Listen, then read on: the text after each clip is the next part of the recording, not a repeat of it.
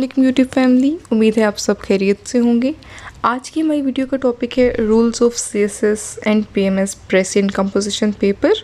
और ऑब्वियसली आप सब जानते हैं कि it is one of the most vital paper of CSS examination.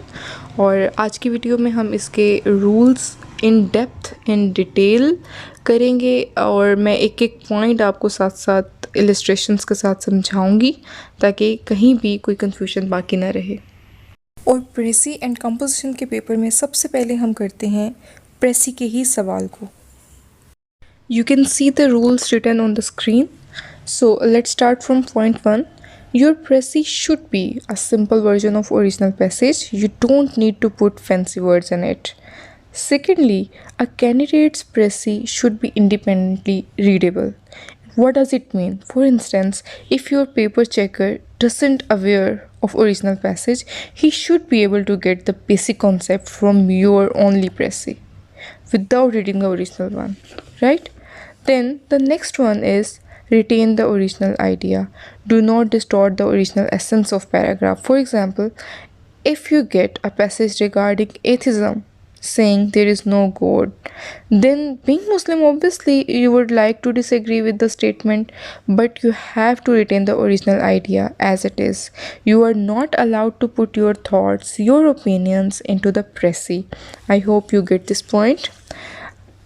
Then you don't have to quote examples, facts, figures and anecdotes in your pressy, irrespective of their importance. Next point is write pressy in your own words. 90 to 95% of pressy's words should be your own.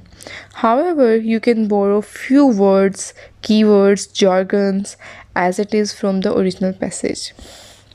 Pressy is all about paraphrasing. You have to pick a point from original paragraph, then after paraphrasing you can add it in your pressy easily. Usage of short sentences is preferable in pressy writing. Otherwise, if you want to make a long one, then don't forget to use punctuation in it. Then you have to use easiest words in pressy, because in pressy we don't have to precise the original passage only, but we have to simplify it as well. Most of us usually forgets to simplify it. You know it very well. To bring connectivity and coherence in your pressy, you can use conjunctions and connecting phrases like moreover, however, additionally, conclusively, etc. Always write pressy in third person speech instead of first person and second person.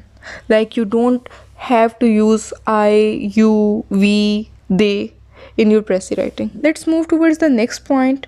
Aspirants usually get confused when the question of tense usage arises in pressy writing.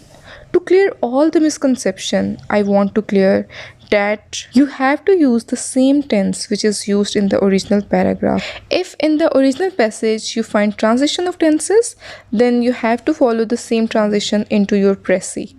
You can shift to other tense as per the requirement. Last but not the least, there is a point of sequence in the rules of pressy writing. As far as sequence of events are concerned, you are allowed to change the sequence, but it is preferable to go with the sequence chronologically. For instance, if there is a sequence of A, B, C in original paragraph, you should not change it into C, B, A. I hope you got my point. Let's move towards the details of conversion of first person speech into third person speech. If I is used in the original passage, then I can be replaced by following. You can see I have written I in the center of the circle, and you can replace I by these statements.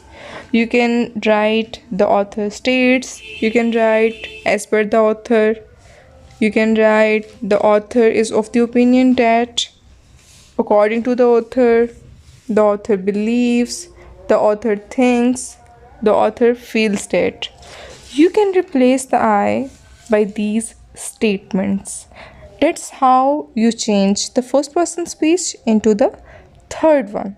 If you find this video helpful, then kindly like my video, subscribe my channel and don't forget to share it with your friends. Thank you so much.